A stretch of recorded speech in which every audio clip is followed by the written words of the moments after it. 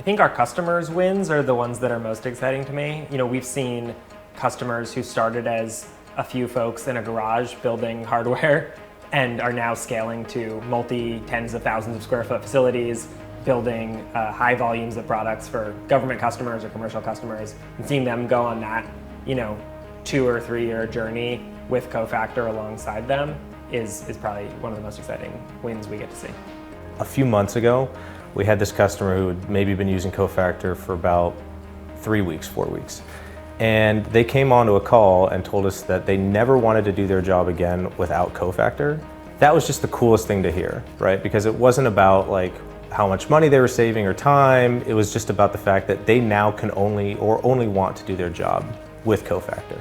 My team is basically the voice of the customer at Cofactr, so anytime a customer gets a win, it's a win for me and the team. So I think there's a plethora of times where customers have come to us saying like, hey, this has worked out great. Hey, we've saved a bunch of time, we've saved a bunch of money. And so, as that voice and representation of the customer in the company, those are wins for us and those always feel great and massive.